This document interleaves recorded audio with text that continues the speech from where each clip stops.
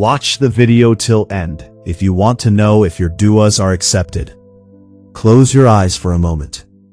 Think about the last du'a you made. Maybe it was for marriage, maybe for money, maybe for healing, maybe for peace in your heart. You raised your hands, you cried, you begged Allah, and nothing happened. So you started thinking, is Allah even listening? But what if the problem isn't that your du'a isn't accepted? What if you just don't understand how du'a works? First, understand this clearly. Allah says in Surah Al-Baqarah 2:186, "And when my servants ask you concerning me, indeed I am near. I respond to the invocation of the supplicant when he calls upon me." Allah did not say, "I might respond." He said, "I respond."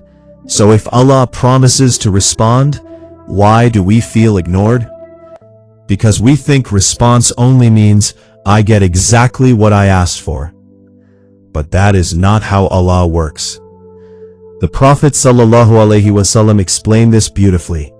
He said, "There is no Muslim who calls upon Allah, except that Allah gives him one of three things. Either He grants his request, or He stores it for him in the hereafter, or He averts from him an equivalent evil." Musnad Ahmad 11133, Hassan. Think about that. Every dua is accepted, but in three different ways. First, you get what you asked for. Second, it is saved for you in the hereafter. Third, a disaster was removed from your life, and you never even knew it. Imagine asking Allah for something, but if He gave it to you, it would destroy you. What if that job you didn't get would have led you away from your faith? What if that relationship you lost would have broken your heart completely? Allah sees what you don't. Allah knows what you don't. Segments. The Prophet ﷺ also warned us about something very important.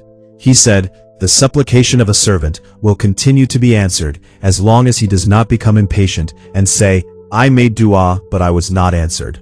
Sahih Al-Bukhari 6340. Sahih Muslim 2735. Impatience can block your peace. Sometimes the delay is the test.